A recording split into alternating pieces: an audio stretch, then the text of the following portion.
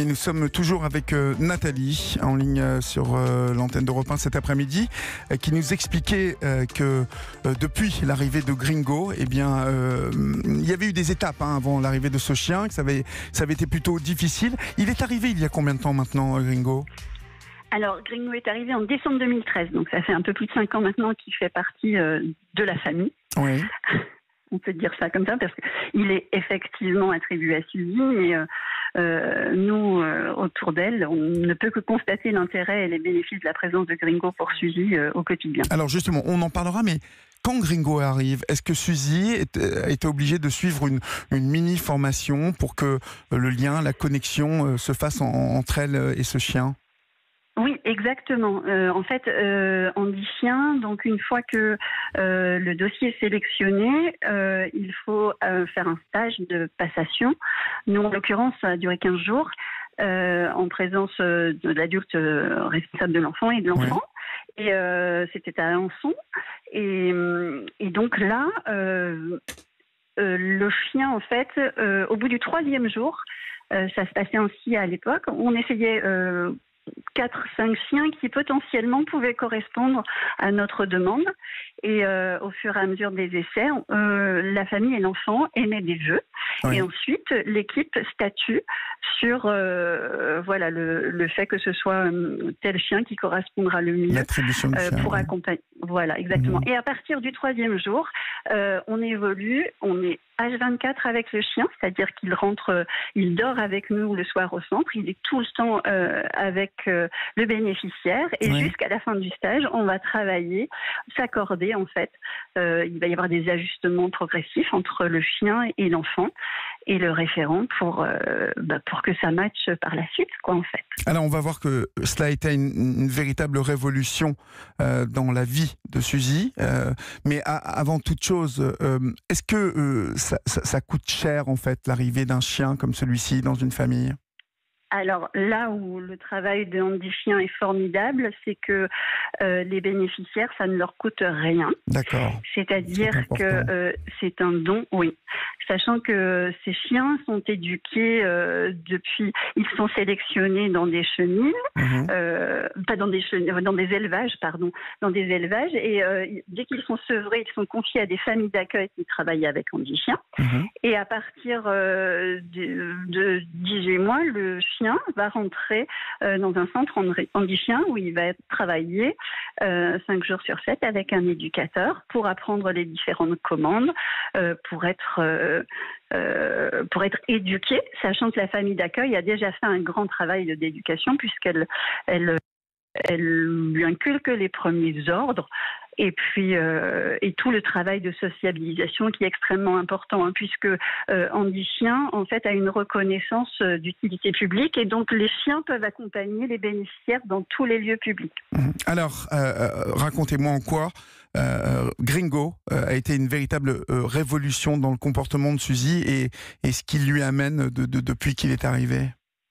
Alors, vous parliez des animaux qui guérissent. Dans le cas de Suzy, on ne guérit pas puisque c'est un handicap, comme la plupart. Oui. D'accord. Donc, on est vraiment dans la compensation.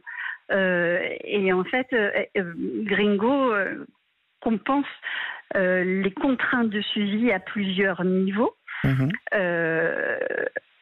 C'est-à-dire que au quotidien, il va être à la fois sa béquille quand elle trébuche physiquement, il va l'aider à se déplacer, ça va être un parachute physique, émotionnel aussi, parce que quand on est autiste, le monde s'écroule, mais c'est aussi surtout une passerelle et un tremplin avec le monde qui l'entoure, c'est-à-dire qu'il a permis encore une fois de rendre visible ce handicap invisible, et d'apporter beaucoup plus de bienveillance dans le regard extérieur vis-à-vis de Suzy. Ce que vous entendez par là, est-ce qu'à travers Gringo, Suzy fait le lien entre Gringo, il est la vie, vous voyez ce que je veux dire, il est la réalité, et est-ce qu'elle fait la passerelle, une sorte de passerelle entre son monde et le monde qui l'entoure à travers ce chien? Oui, voilà. Et en fait, la passerelle, elle ne fonctionne pas que dans le sens Suzy, le monde extérieur, mais il fonctionne aussi dans le sens monde extérieur Suzy. C'est-à-dire que les gens viennent à elle aussi parce qu'ils sont intrigués par la présence de Gringo. Bien sûr. Et ils essaient de comprendre pourquoi cette jeune fille, qui somme toute paraît tout à fait normale, entre guillemets, hein, mais pourquoi est-elle ainsi incapée? D'ailleurs, très souvent, on pense que l'on est famille d'accueil, voyez-vous. Ouais.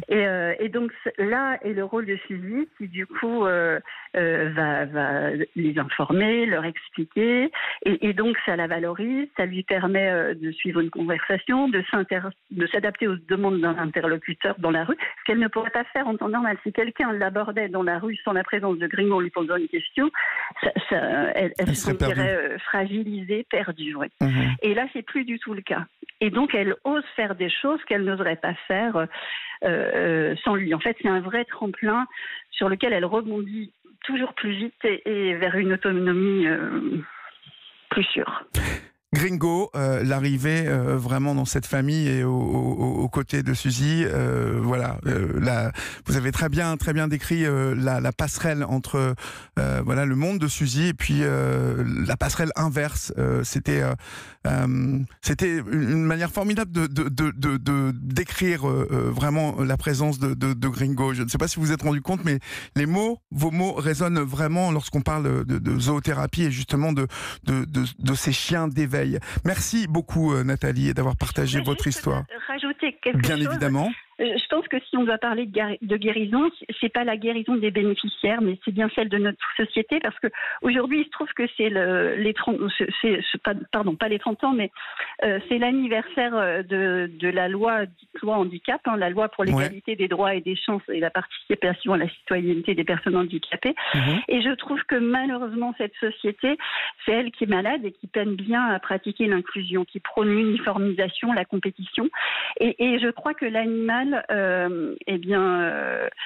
permet de mettre un peu plus d'humanité et permet de guérir la société du regard qu'elle porte sur la différence. L'animal, il apporte beaucoup de douceur, souvent.